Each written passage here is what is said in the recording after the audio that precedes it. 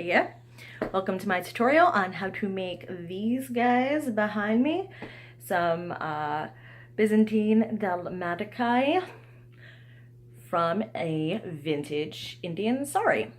So a dalmatica is the long gown for both men and women, typically, well, for women, of course, it's going to be full length, but typically the over gown worn. In later period, it's referred to as a dalmaticon. And so today we're just going to call it a dalmatica to make it nice and easy. So this is my tutorial. I hope it works out for everybody. I used my phone to film it, so it could be super interesting. We will be making this guy, so be prepared to go back in time with me to earlier in the day when I begin construction of this beautiful lavender silk one that, as you can see, is ready to go. Before we get started though, I want to go ahead and give a review for those that missed my live broadcast the other day on what type of saris that you actually need to buy. I think I can flip this. Maybe I can't flip this. Okay, well we'll just do it this way. So I have here, maybe you can't even see them, different types of saris, so we're just going to give a quick review. Best ones to use, of course, for any Scadian application are going to be cotton or silk. So the lavender one I have over here is silk. These are cotton. Cotton is very light, it's airy, it's great for the summertime. It's also very sheer and is very clingy when you wear it. So keep that in mind if you want to go ahead and make garb out of that as well. It makes a fantastic underdress. I also recommend listening to Duchess Ekaterina's tutorials on how to make Roman garb out of cotton saris. And mad shout out goes to Ekaterina for actually inspiring me to do this today. So a couple more things that you need to know other than cotton. There's also silk and cotton blend, which is what this guy is right here. You can see it has like a nice, I don't know if you can see anything. There we go. A nice like sheen to it. And then of course we have our silk, our 100% silk, which has a bit of a scroop to it. And then you have your loser blends. This guy here, the only reason why I got it is because it has such a fabulous print, but it's actually, I believe, polyester. It feels kind of plasticky. And so obviously wear at your own risk if you're going to go with a synthetic. And most importantly of all, remember that art silk is not real silk. Art silk stands for artificial silk and is therefore just dead dinosaur. One more thing I just want to show before we go ahead and get started is this little feature right here. You're going to find these bands sewn onto the base of a sari. It's called a fall. And what this is that it protects the bottom hem that touches the ground when a sari is worn in a traditional manner. You're going to want to go ahead and take that off of whatever sari you're using if it's still on there, be it cotton, silk, polyester. If it's on there, go ahead and take it off. Usually it's sewn on by hand. If it's sewn on by machine, take the time it needs to come off properly. Otherwise, you can do damage to the sari. All right. With that said, let's go ahead and get started with dropping my phone and some sewing. Hello everyone. I'm going to give you guys a quick and dirty rundown on how I draft my pattern to turn a vintage sari into a Byzantine-style dress. Early period is referred to as a dalmatica, later period as a dalmaticon. I'm just going to use the term dalmatica. It's easier that way and it's more well known. So, quick rundown what I did. This is a silk sari, vintage silk sari. It's already been cut to the length I need it for one body panel. I removed the fall. Like I discussed the other night, you have your fall on the bottom hem or edge of the sari that needs to come off. So this one was hand sewn on, so it took me like next to no time to go ahead and remove it. Sometimes they can be a little trickier though. So what I have here is a sheet of mylar that I'm using to demonstrate my pattern drafting. I have a whole roll of this stuff thanks to Jeff being in the Navy. I highly don't really recommend it to go out and buy it for patterns. It's great, but it's a little bit on the expensive side. I'm just spoiled. So let me show you guys how this works real quick. So as you can see, the mylar is the same width as my body panel. So we're going to kind of use it as almost like an overhead projector in this case. Sometimes I'll draw it right onto the fabric.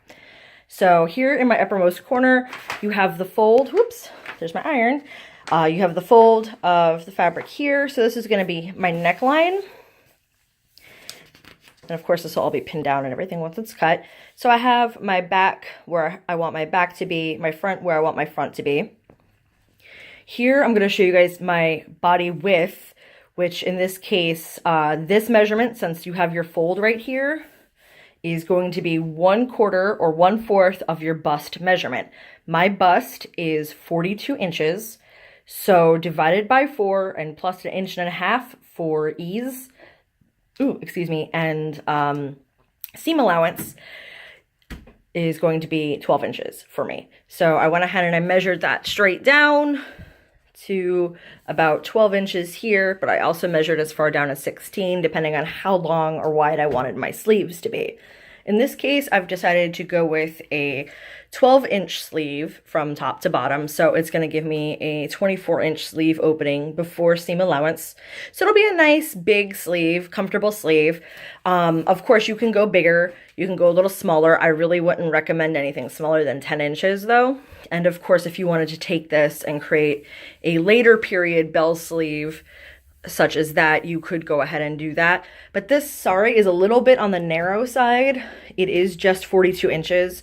So I decided to go with the shorter sleeves for now, and I can always add extensions later. So that is how the top of it is measured. So again, you can see my neck, you can see my sleeve opening, and then you can see where I go ahead and I make the hem or bottom of the sari sort of flare out. So I measure my sleeve in to my chest measurement, and then I add a little bit of a curve. It just kind of stops the underarm from bunching. You can do this, but it can be a little weird. So this is just my little way of cheating. And you do see curved underarm seams in Byzantine clothing anyway. So there we go. And then the line goes straight down to the hem. And this area right here, all that extra can be used to add in side gores if you so choose. So here you go. As you can see, I have it marked for fold, I have it marked for grain, and I wrote what it was. So I'm trying to do this with all my patterns now. So I know the date of my drafting. So if I need to go back, change measurements, or wonder what the heck I'm looking at, there it is. So I'm going to go ahead and cut this out, get my body panels ready, and I will check in with you in just a moment. Just a quick check-in before I go ahead and cut my first body panel. As you can see, the pattern's all cut out now. It is ready to go. It is weighed down badly for this demonstration. I would absolutely pin it. If you are not so comfortable with these things, I went ahead and I just used dressmaker's chalk because I'm just lazy. But here we go. I'm going to cut these guys out, get my neckline ready to go, and we will show you the next step. Okay, next check-in. I want to go ahead and show you that both of my body panels are now cut. They're going all the way to the floor. But so what happens next? So you have a front with your lower neckline and your back with your higher neckline. As you can see, the reason why I have them out like this is so you can see there is a definite front and a back to this sari. Most of them do. You can see it in the quality of the embroidery. This has the loose strings. It definitely looks like, you know, it's been embroidered by a machine. And then you flip it over and you can see it's much smoother and nicer on the other side. So as you do, you sew with the wrong sides out. You're going to go ahead and attach your shoulder seams to one another. So I have pins just weighing it down here. And this is going to be kind of hard to do on holding my phone here. But whoops, see, there it goes. But so, you know, you basically line up your collar as thus on both sides. This is really sloppy. This requires 2 hands, and I only have one right now. But here, so I lined that up the best I could. So you're going to go ahead and sew that on each side. And then what it's going to do, you're going to open it up and it's going to create kind of like a T shape or a cross shape. And at that point is when you're going to finish your neckline. Don't wait to do your neckline last. Do it now. Whether you're just going to do a basic rolled hem, which honestly on silk might not look the greatest, or throw in a facing, which is what I'm going to be doing with this. And then from there, before you sew together those side seams, which is going to be that pretty much that last step, you should still have a massive amount of sari left. So as you can see here, it's dragging my pins. I still have the palu, which is the decorative end here. And I don't know about you guys, but I'm seeing a world of possibilities here with this leftover amount of fabric that I have. So what I'm going to do next is I'm going to go ahead and get my neckline faced and get everything trimmed to my liking. And before I sew up my side seams, I will go ahead and give you an update as to what I did, how I did it, and then we will go from there to completing this project. Okay, we are almost there, guys. So here is that T shape I just talked about like 2 hours ago. And I put it out on my floor so you can go ahead and see how I've done my trim treatments so far. But what I'm going to do is I'm going to show you my neckline. So we're going to crawl on the floor. So I gave it a facing, an inside facing. And what that means is that I went ahead and I took a matching piece of the sari. I sewed it around the edge of the collar, clipped the curves, and then basically just pressed it flat on the inside, and I gave it these little, it's basically a blind hem stitch, so you can barely even see it. These tiny little stitches you can see there. And what that does is that it helps protect the neckline. Focus, there we go. Helps protect the neckline, for one, and it looks a lot better than, say, a rolled hem, which I have on my green dress over here. You can kind of see that mess from here. So back to this. Show you guys one more time what it looks like. So you can see where it presses in very nicely. Like this. And I'll flip that over in just a second. So I have crawling on my floor. I'm crawling on my floor. So here is one hem. The other one, as you can see, is out as well. So it shows you that it's nice and finished.